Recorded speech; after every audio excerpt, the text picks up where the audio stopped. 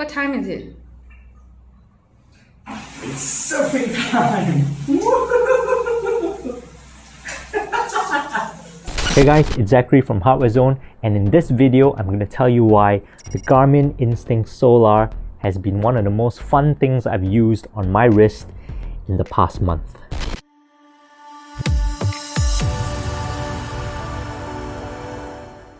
Around this time last year, Garmin launched their Fenix 6 series of devices, and among those there was the Fenix 6X Pro Solar Edition. Now this was surprising because to me I thought if anybody would be able to come up with a solar powered sort of fitness smartwatch device, tracker device, it would be Casio, right? They've had tough solar construction in so many of their watches for so many years, but Garmin beat them to it. So the thing about the Fenix 6 series as Garmin's flagship range of products, it's priced way beyond what you and I would probably consider as an everyday sort of fitness tracker or smartwatch, right? The Fenix 6X Pro Solar Edition I talked about just now started at a price of I think 1,500 Singapore dollars, and it goes all the way up to 1,800 Singapore dollars. I've reviewed Fenix products before, and I've always felt that I don't do the watch justice because I don't really push myself or push the watch to its fullest potential. I'm not an athlete, I don't participate in competitions, I don't join triathlons, and most of these functions I just don't use at all. So when Garmin expanded their sort of solar range beyond the Fenix 6 series into the Instinct, I was like, yes, give me some of that. The Instinct is more of a generic like adventure watch. I think that's the term Garmin would use, right? It can still track your runs, it has GPS built in, it can track your hikes if you're going hiking. It even has a track back feature where you can activate it to come back the same route that you go so you don't get lost. It does track your indoor activities as well. If you're in the gym, it tracks treadmill, it has strength and cardio tracking. It has actually quite a lot of options to even track sets and reps for general exercises that you do. It even has a metronome function you can enable if you want to exercise to a specific beat, right? Those things were cool. I used them quite a bit, and I thought that it was quite accurate. I mean, it was a bit more sensitive, I guess. It always gave me a few more reps than I actually did. But in general, if you just wanted to know where you were, that worked quite well. What it isn't is that it's not a purpose-built sport tracker like Garmin's higher end series. The Instinct sort of sits somewhere in the middle of fitness tracker, digital watch, kind of like your G-Shocks, because if you actually look at it, right, the sort of rugged, rubbery design, it reminds me of Baby G. It has all the sensors of most modern fitness trackers, heart rate monitor, pulse oximeter, altimeter, barometer, digital compass, GPS. You can track your steps, you can track your sleep, you can track your stress, VO2 max. You've got sort of this gamification of your workout or activity data. So Garmin has this body battery, intensity minutes, workout, like sort of aerobic recovery time. Those things are in the watch or in the Garmin Connect app. You can check those out, but it's not exactly a smart watch. It has enough smart features, like connected features. The most basic, of course, is app notifications, right? Messages and app notifications. It also has agenda, so you can check your agenda if you're connected to your calendar. You can also use it to control your music. If you're playing music from your phone, the watch can act as a remote. So it has these sort of basic connected smartwatch features, but it's not a full smartwatch in the sense that you can't load things into the watch. I think the Instinct doesn't have Garmin's Connect IQ system or ecosystem where you can load apps into it. So that's that. So it sort of sits right in between. So I would term it as a hybrid fitness watch. The original Instinct was launched back in 2018, and if you look at the Instinct Solar, it kind of looks exactly the same, right? The design of the watch face, of the band and materials. If you look at specs, you try to compare it, a lot of things are the same as well. Mil spec 810 ruggedness, 10 ATM waterproofing.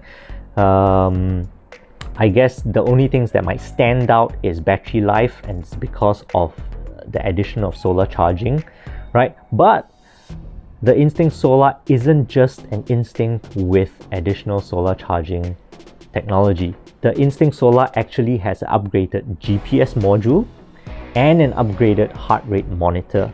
Now, while the original Instinct has more in common with the Phoenix 5 generation of products, the Instinct Solar is more in common with the Phoenix 6, and I think that's a very important distinction to make, because this doesn't have a number to it, right? It's not called the Instinct 2, right? It's called the Instinct Solar. And if you just look at the name, you might miss the fact that the internals are actually a generational upgrade, right? It's not a minor thing, it's quite a big thing. It's got basically the new power management features on the Phoenix 6, right? The one that you can, deep dive into. Let's see if I can find it. If you go into settings, and okay, this is one thing about not having a touchscreen on a kind of smart connected device which has a lot of menus. You have to click a lot of times to get into what you want. The power management function not only allows you to change into a simple, preset settings, battery saver mode or whatever. You can deep dive into very specific customizable battery functions where you can customize everything. You can turn off and on whatever feature you want or don't want. You can spend quite a lot of time going into this if you care about how your watch functions when it's getting into a sort of low power mode. But that's the other thing, to segue into this watch has not gotten me into a low power mode for the past month. Yeah. So now we're coming to the fun part of why I like the Instinct Solar so much. Now, if you've seen my previous videos, you kind of know that I have a thing for battery life. See, I've actually gone out to ask some of my friends outside of work, and I found out that battery life really isn't that big a concern for a lot of people, and that's because if you've just known one product all your life, like iOS users probably only have used Apple Watches, and you sort of get used to the charging cycle of that product and it becomes routine and you no longer think about it anymore, and it's not a problem to you anymore. But for me, I have a couple of products on the table, and some of them needs to be charged every week and some of them dies in a day, right? The Instinct Solar has survived this entire time without being charged at all, and that's just so amazing, right? According to Garmin, in smartwatch mode, the Instinct Solar lasts 24 days, right? Smartwatch mode means basically everything is enabled. It's connected, you get messages, the heart rate monitoring is on, GPS is on, all those kind of things. And even then, that's 24 days of battery. 24 days of battery is amazing. That's a whole month. I've tried throwing everything I can at it. I purposely enable like GPS. When I work out, I've tried all the functions that I could find. Like earlier in the video, I mentioned things like rep tracking, sets and reps, metronome. I've used all those things and it just refuses to die on me, right? That 24 days is quite accurate. It goes as slow as that, and that's great. Garmin says that You can extend battery life from 24 days to around 50-ish with solar charging, with sufficient solar charging. So what I did, I left the watch outside for 2 whole days and I didn't touch it. Just wanted to see if solar charging would be able to charge the watch back up, right? When I left it out there, I had about 4 days of battery life. And when I picked it up this morning, before I came for shoot, it was 48 days of battery. You know, I was pretty much excited about that, right? Whoa, it went from 4 days to 48. That's kind of weird, a bit of bells ringing, because even a full charge was 24 days. So now, a few hours later, it's gone down to 30 days. So here's what I think happened. When I left the watch out, obviously the watch was disconnected from my phone because it was too far. It wasn't getting messages, it wasn't getting notifications, it wasn't tracking heart rate, GPS, steps, it wasn't doing anything at all. So that 48 days was basically the watch's estimate of remaining battery life if it just remained like that and, you know, not doing anything. But now that I've put the watch back on, I've basically lost 18 days in a couple of hours. Yes, Garmin was right. Solar alone will not be sufficient to indefinitely extend the battery life if you're using the Instinct Solar as a fitness tracking smartwatch. The Instinct Solar has been an amazing GPS tracker for me. With its updated heart rate sensor, it's also very powerful too. It's basically on par with the Fenix 6 series in terms of tracking. But who's going to get this? Now, I've talked about this before. There are 2 camps of people. There's one camp who wants a smartwatch, a proper smartwatch that can do everything. There's also another camp of people who actually want to wear regular watches, and that's where they get fitness bands or fitness trackers. The Instinct Solar basically does everything, right? It's a hybrid in that sense. It looks like a G-Shock, it tracks like a fitness tracker, and I guess it kind of notifies like a smartwatch. The last thing I want to talk about is a sort of high barrier of entry for the Instinct Solar. Now, this is true for most Garmin products. They do have a premium attached to them, and I know Garmin has built this reputation for being this professional sports watch maker, and people are willing to shell out for a Garmin product, and they do make really good watches. But here's the thing, the Instinct Solar goes for 629 Singapore dollars, and this version that I have here is the Surf Edition. The Surf Edition basically has a few more baked in features for surfing, like tide information and all that. Now, not that I know how to surf or where to find surfing spots in Singapore.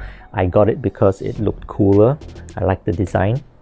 But anyway, back to the point is that the Surf Edition is $70 more than the standard edition, so this is $699. Now, to compare, the Huawei Watch GT2e goes for under $220, right? So basically, I could buy 3 Huawei Watch GT2es and still have left over for one of the Surf Editions. And on the other end of the spectrum, the latest Apple Watch Series 6 starts at 599 Singapore dollars. 599. So here's the question. Do I like this super long 1 month battery life? Do I like the inclusion of solar technology that enhances that even more? Yes, I do. I mean, I love the Instinct Solar, but is a 1 month battery life alone enough to cost 3 times more than a competitor that has a pretty long 2-week battery life by itself? And on this hand, is solar technology something that is on its own more interesting than a full-fledged smartwatch experience with, you know, advanced health functions like ECG or blood pressure monitoring? That's something we still have to think about.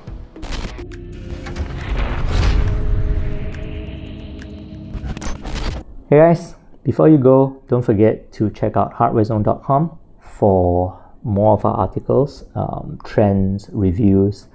Follow us on Facebook and Twitter. join in the conversation, like and subscribe to our YouTube if you want to see more of these videos. Do it.